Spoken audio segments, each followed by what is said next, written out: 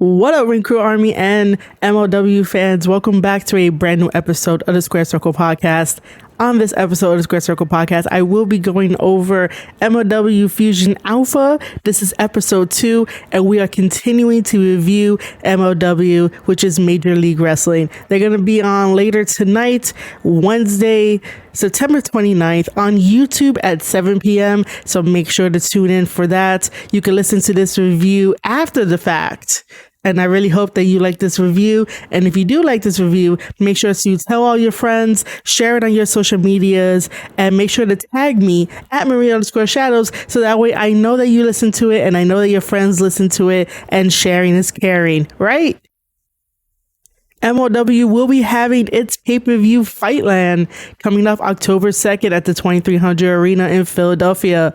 I will be there. I'll be covering all the action. So please make sure to follow me on all of my social media, which I'm going to be letting you guys know where you could do that at the end of this podcast episode. But it's going to be an amazing ride, and you guys are definitely going to get a vlog about it because you guys know I love professional wrestling. You know I love what I do. And let's jump right into this review.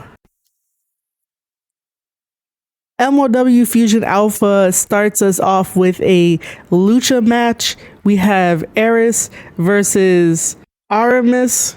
Now, these two wrestlers were picked by Cesar Duran, who is the manager of MLW and the one that is making all of the matches. While Aerys is having his entrance and getting into the ring, we cut to seeing a contra promo that interrupts his entrance, and this contra promo basically tells you more of the story heading into MLW's FIGHTLAND October 2nd this weekend, when Jacob Fatu of the Contra faction faces Alex Hammerstone, and this is a title for title match. And it's definitely great as a storytelling element, but I personally don't like it when something that's not related to the opening match interrupts the opening match. There could have been a better place for this promo, and I will definitely come back to this promo and tell you exactly where this should have been. But we get this interruption, and then after the promo is done, we return back to the ring and we get Aramis coming out, and Aramis and Arez locks up in the ring, and they do a lot of lucha style moves. And they do a lot of kicks. They do a lot of flashy moves. And my main problem with the match, and I'm trying to be as positive as I can about the match, there is one positive thing that I did like. However, I would like to advise all luchadors going forward. Please make sure that you sell the moves that are given to you. Please do not just absorb a kick after a kick after a kick after a kick, because then to me, I'm going to be taken out of the match and I'm not going to believe that you're hurt, and I'm not going to believe that the kicks actually hurt. When in reality, if you get kicked by somebody, it's going to hurt. But in this match, the reality still needs to be in there no matter what. You still have to make the fans feel that you are definitely getting hurt. And, you know, that way they could cheer for you so that way you can have your comeback. And when you have your comeback, you can definitely go destroy your opponent. But you need to sell the moves. Hardly any of the moves that were done was not being sold, and I was just completely taken out of it. I was originally taken out of it because we had the contra promo interrupting the match. But then, as both of these guys go, they're doing nothing. In the first maybe 10 minutes of the match, nothing is really happening. And I'm not going to lie about it because I rather review this honestly, and I rather get you guys hyped up for wrestlers that put in the work. These guys definitely do put in the work. They really do. It's just that there's a lot of things that can be handled behind the scenes. So let me talk about some positives and some suggestions. The negative for this is just that they need to sell the moves. That's it. They need to sell the moves so that way it could be believable that either one is hurt and one is going to make the comeback and the other opponent is going to take the damage and do the same thing and tell that story, rather than just doing kick after kick after kick and no one's really selling it. And then when they do sell it, it's really bad timing. Everything in a professional wrestling match, while yes, it is choreographed, it does need to have its timing. It does need to have its pacing. It does need to have its psychology. This is where I blossom in this type of thing of like, we need to restructure this. And this is how we're going to restructure this opening match, because I truly do love watching luchador style matches. I have no problem with it if it makes sense. This is why I enjoy Andrade's lucha style matches, or even Rey Mysterio matches, anything that makes sense with the old school style of lucha libre, rather than, I'm guessing this has to be new school, because for some reason these guys were not selling anything. And in no way, shape, or form do I ever want to hurt MLW's credibility to really put on amazing matches. Episode 1 proved that they could put on amazing matches. Episode 2, this opening match, I don't know what the hell happened. I don't know who sat down with them to be like, hey, this is what you guys are going to do. Like, I'm going to take the time right now to restructure this match and see if it could be a little bit better. Let me start with Aerys. Aerys is a Aztec warrior, and he has definitely painted his face in the ways of the Aztec. And he wears this arm sleeve that at the palm of his hand is an eye. And then he also has an armband, and on that armband in the middle, he also has an eye. So obviously there is a lot of tradition going on with Aerys's gear and the story that he has behind it. But unfortunately, commentary dropped the ball on trying to perpetuate his story to tell me a little bit more about him and his wrestling style. And so that way I can cheer for an Aztec warrior. And all we get on commentary is that they don't know what that eye is for. Well, if you did research and look into like fantasy things, you could have made up something on the spot. Because remember, commentators, it is your job to tell a story if you're playing the color commentator spot. The play-by-play doesn't really have to do much because he's throwing you the question to bring a spotlight to Aerys, because Aerys has the most storytelling elements on his body, on his gear, and yet then I don't know anything about him. I would have went to the wrestler and asked him if he had a backstory for the eye. So that way, if I did make up something on commentary being the color commentator, and wouldn't sound like a fool and end up putting him over the wrong way. So I would have just basically said that, oh, the eye is his amulet. That is his third eye. It is to give him protection, and the spirits are with him because Aztec culture believed in spirits and they also believed in demons. And then I could have probably played up the fact that that gives him a special ability to see a half weakness or a weakness in his opponent. Maybe the eye gives him the ability to be on the same level as his opponent and be as equally sound as his opponent in the match. And the only way that they could definitely one up each other is if one of them trips up and does a mistake and the other one capitalizes. Like, there's a lot to go on with Arez having the eye and making it like an amulet and making it like it's gonna help him out in the match, and it should, because if he's really coming out as an Aztec warrior because that's his background or whatever the case may be, play it up, play it to your strong points. Now, if it's not part of your character, not part of your heritage, culture, or whatever, and you just like it for the sake of liking it, you might have to change your character, because if you get an interviewer, the interviewer is going to be like, oh, so, you know, your face paint is that of an Aztec. So are you Aztec? Do you have any family members as Aztec? You know, like, they're going to search for the answer to these questions, these culture questions. And if you're not able to provide them with some type of answer or some type of story to get you over, then you're doing it wrong. Don't just pick a character for the sake of picking a character because it is fun to have. It's cool. And, you know, I totally get it.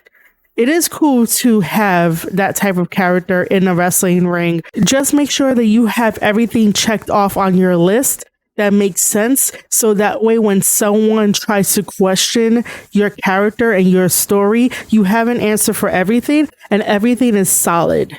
Because the last thing you want is a loophole in your story where someone breaks it down and you might have to think of a different character to do. Because once the illusion of something that powerful, something that mystic is broken, how are any other fans going to believe that you are this Aztec warrior? How are any of the fans going to believe in you? You know, so sometimes this is a tricky slope to deal with, especially with someone coming out in Aztec gear and then commentators not really knowing how to just tell that story to push it, even if they're wrong or not. And I have nothing against the commentators, but if you are doing color commentating, please make sure that you're able to tell a story, able to make something up, even if it's fantasy.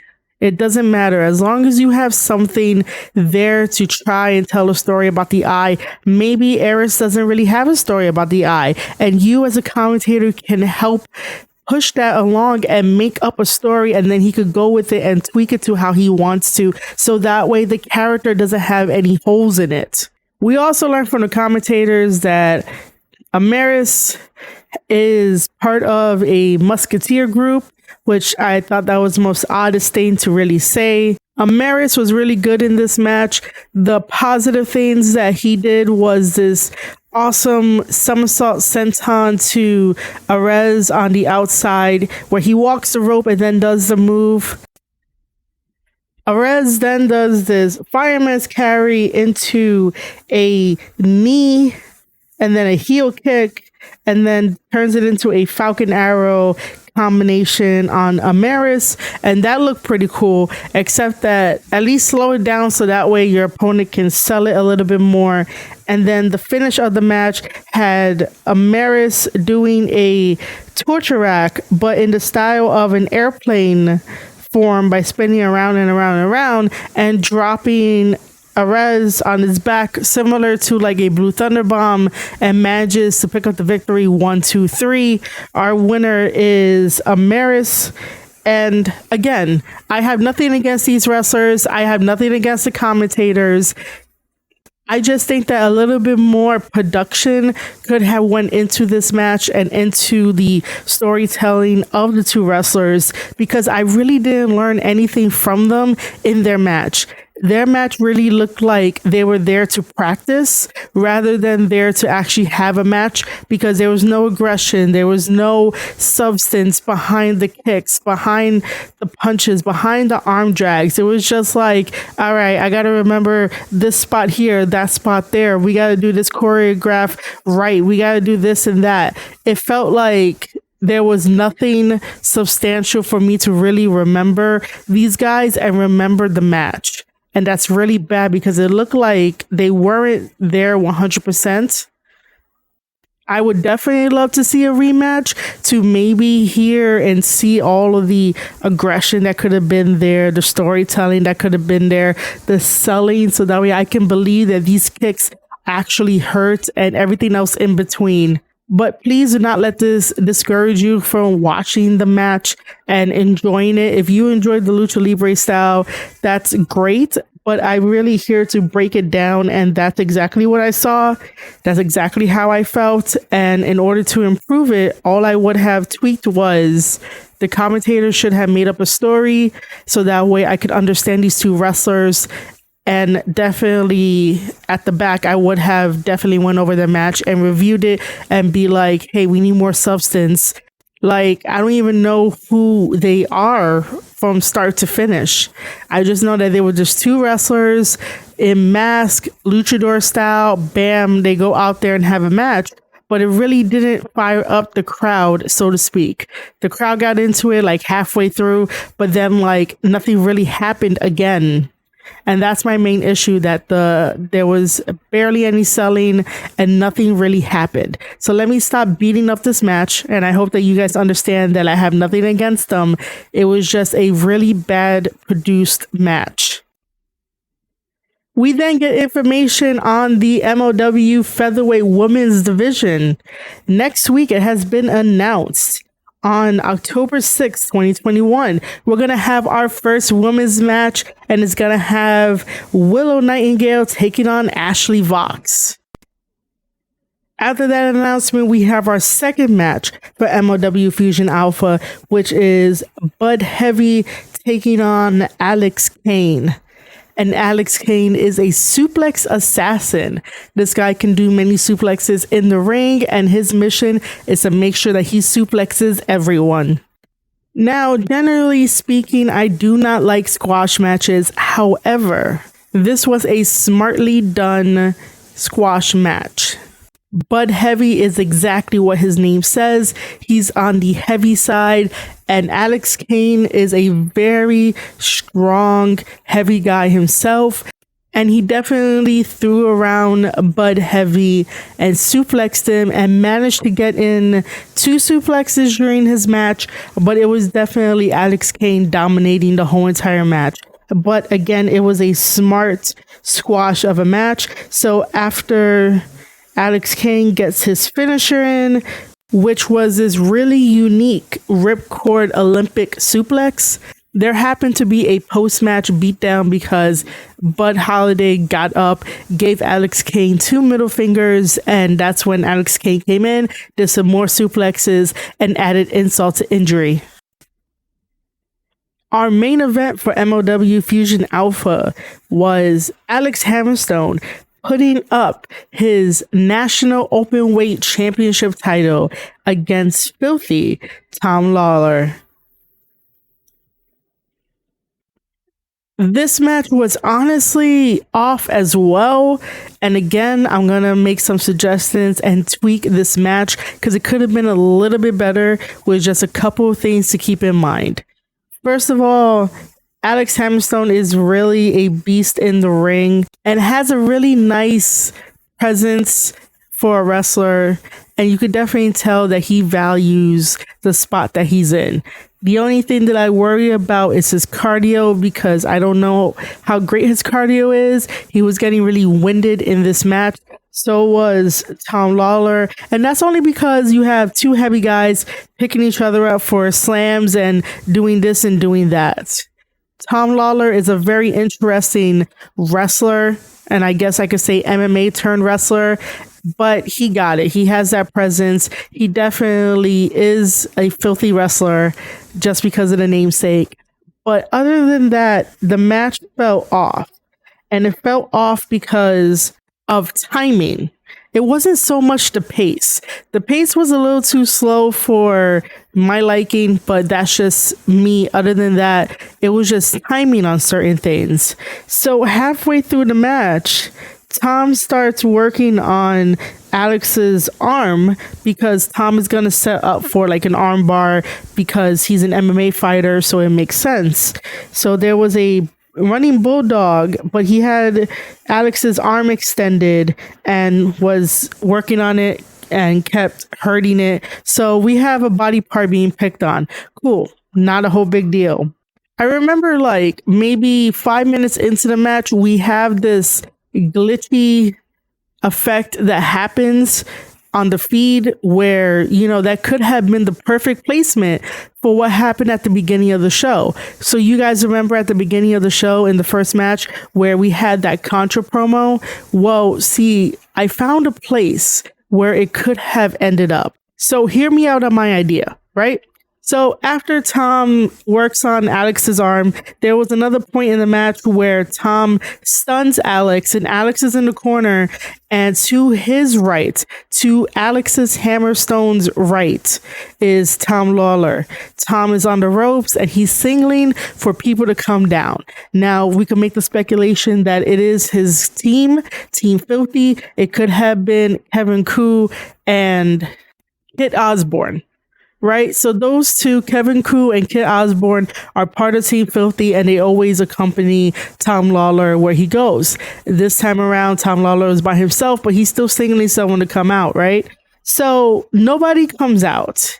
And what happens in real time during the match, Alex decides to get up on his left side where the referee is at. The referee is on his left side, so he decides to get up on the left side, do a turn, and basically question Tom and saying, "Who are you calling for? Who are you calling for?" And Tom immediately backs down and begs Alex not to further hurt him. Now, that's a really weird spot, only because it would have made sense if Alex would have turned to his right and sat in the corner yelling at Tom, "Who are you calling?" and all this kind of stuff. Because obviously in this match, I'm guessing that Alex had to be the babyface and Tom had to be the heel, and that's what I'm going to probably get from it. It wasn't really clear who was heel and who was babyface. But the fact that Alex didn't decide to turn to the right as he's recovering, to turn to the right to see him do this, it kind of makes you wonder that if you turn to the left and get up on your left side, how are you going to assume he was calling for someone? How do you know that he was calling for someone? If you turn to the right and maybe get up on the right side or relax more on the turnbuckle that's there, that would make more sense because he's in your line of sight. Because he's on your right side, you'll be like, "Hey, why are you calling for people? This is a match between you and me for this championship title." Like, that makes more sense because he's closest to the right. Getting up towards the left made no sense to then question him, "Why are you calling?" Because technically you should not know that he's doing that if you're getting up from the left, if that makes sense to anybody that's listening to this. So here is how I would have done it. I would have told the guys that when you get stunned, Alex, and Tom is to your right, he's going to be on the ropes and he is going to be signaling for somebody. No one is going to come out, and you're going to slowly get up on your right, or you can definitely sit back on the turnbuckles and relax a little bit more because you're stunned. You're still selling the fact that you're trying to get your bearings together. And when nobody comes down on that screen at the beginning of the ramp, we're going to play that Contra promo. Because remember, heading into this weekend, October 2nd, is MLW FIGHTLAND. So how do you push the story? You basically play that promo from Contra. You know that in the main event is going to be Alex Hammerstone versus Jacob Fatu for a title versus title match. So you play that promo, you have everybody watch it, and that's part of the story for that match that's currently happening in the ring at the moment. But everyone is taking a little mini break because Contra likes to play mind games with people. So why not play mind games with the one opponent that they're having to face this Saturday? That'll make a lot of sense. So promo plays, it's done. And both guys are standing up, and Tom Lawler, because he's filthy Tom Lawler, tries to do something filthy to Alex, meaning maybe like a dirty pin, a dirty roll up, you know, something of that heel nature that Tom could definitely bring out. However, Alex is way too smart and he has way too much power, maybe in his legs, and he kicks out of the pin attempt. And then decides to do a couple more moves to Tom Lawler before we head to the finish. And the finish is definitely going to be Alex's finisher, the Nightmare Pendulum. So that way everything makes sense. And then you should allow him to be interviewed in the ring with Alicia Atut. I hope I pronounced her last name right. If not, someone tell me if I did it wrong or not. But have Alicia come out and interview him in the ring, and that's where Alex would definitely give his promo to help the story further and say something along the lines of, "See, Contra, your mind games are not going to work on me here in this match with Tom, or our match coming up this Saturday, October 2nd, on FIGHTLAND right here in the 2300 arena.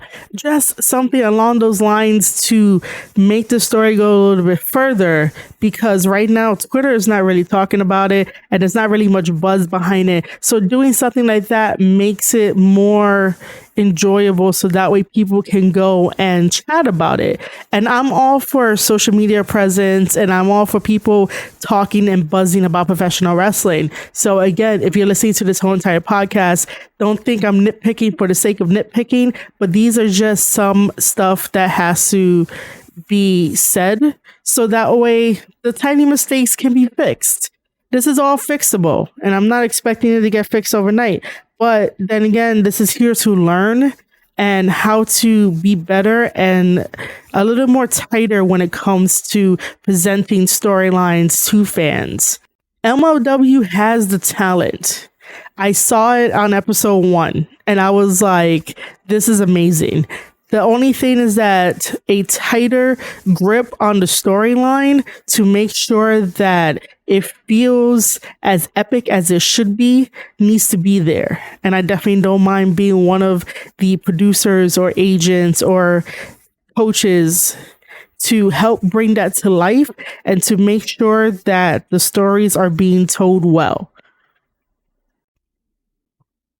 All right, ladies and gentlemen, that is my analysis and assessment of episode 2 of MLW Fusion Alpha that's going to be on their YouTube channel at 7 p.m. Make sure to tune in every single Wednesday, every single week to watch your favorite wrestlers over on MLW, because it is Major League Wrestling and they are a combat wrestling sport. And they definitely do have the talent. Just make sure to just support wrestling all around, because wrestling is wonderful. And if you enjoyed this analysis, there are many ways for you to help out the Square Circle podcast. The Square Circle podcast is run by me, Marie Shadows. There is no team behind me. So if you guys want, this will be up in audio format over at anchor.fm/Square Circle podcast. The cool thing about Anchor is that it distributes this podcast episode to Spotify, Apple Podcasts, Google Podcasts, anywhere you get your podcasts on those major platforms. The other cool thing about Anchor is that if you feel like I deserve a tip, maybe some dollar bills thrown my way, you can head over to anchor.fm/Square Circle podcast/support. Anything helps this channel and is greatly appreciated.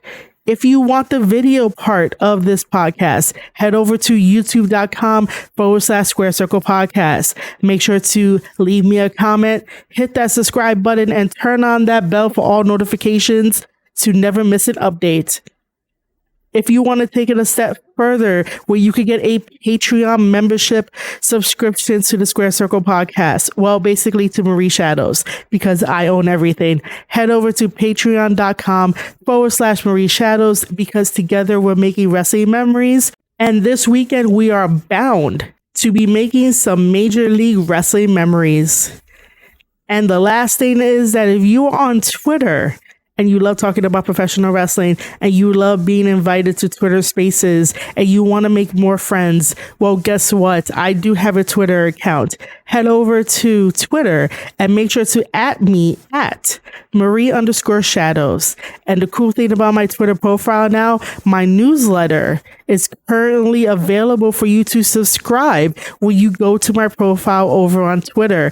It's the coolest thing to see. So if you want to stay in contact with me, stay in touch with me, want to know what I'm doing next in the world of professional wrestling, make sure to subscribe to that newsletter. All you have to do is hit the subscribe button and your email will be added to the list. So again, at Marie_Shadows, anchor.fm/Square Circle podcast, youtube.com/Square Circle podcast, and patreon.com/Marie Shadows. Any and all support is appreciated. I love all you guys. Thank you for sticking around and listening to my podcast episodes. All right, guys, you have been listening to an episode of the Square Circle podcast. I am your host, Marie Shadows, and I'll see you guys on the next one.